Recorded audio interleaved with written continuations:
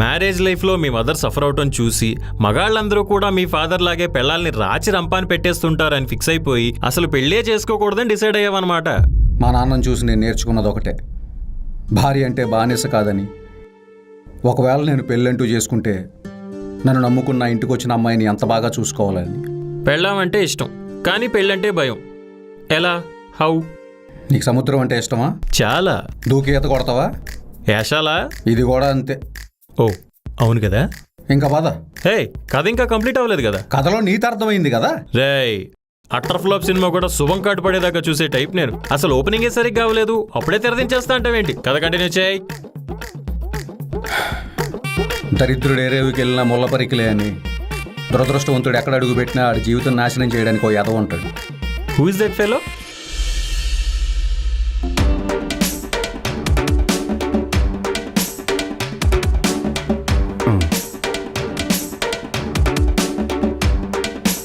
Excuse me. I have a boy friend. తెలుసు.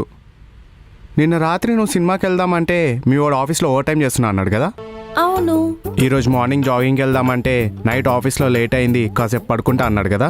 అవును. ఇవన్నీ నీకెలా తెలుసు?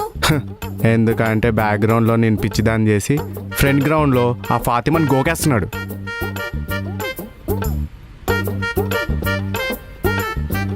కావాలంటే చూడు, ఊతప్పం దొరకలేదు, నీకోసం చాలా ఎతికాను కానీ ఉప్మా తింటావా అని అడుగుతాడు. ఇదెలా తెలుసు? ఎందుకంటే ఇక్కడికి రావాల్సిన ఊతప్పం అక్కడికి వెళ్ళిందనమాట. ఏహే ఏహే బంగారం, ఊతప్పం గురించి చాలా వెతికాను, అయిపోయిందంట. నీకోసం ఉప్మా తెమ్మంటావా? సాయిరామ్, ఏమైంది? తెలీదు బ్రో. ఎందుకు కొట్టింది? అదే ఎంత ఆలోచించినా అర్థం కావట్లేదు బ్రో. ఇప్పుడే కదా కొట్టింది, అప్పుడే అంత ఆలోచించావా?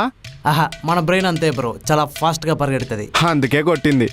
రే పిచ్చోడా, అమ్మాయిలకి స్లోగా మూవ్ అయ్యే ట్రాఫిక్, ఫాస్ట్గా ఆలోచించే మగాడి బ్రెయిన్ రెండూ నచ్చవు. అవునా? వెళ్ళి ఏమైందో కనుక్కున్నా మరి. రే, ఎప్పుడు అమ్మాయిలను 2 క్వశ్చన్లు అడగకూడదురా. ఏం జరిగింది, ఎంత టైం పట్టుద్ది. ఓ, ఇప్పుడు ఏం చేయాలి? నీ ఫాస్ట్గా పరిగెత్తే బ్రెయిన్ని కాసేపు ఆపి ఆలోచించు. మనకు అమ్మాయిలు అవసరం లేదురా, ఎందుకంటే దేవుడు 2 చేతులు ఇచ్చాడుగా. దేనికి? ఈ 2 చేతులతో బాగా కష్టపడి డబ్బులు సంపాదించు, ఒంటరిగా బతుకుపో.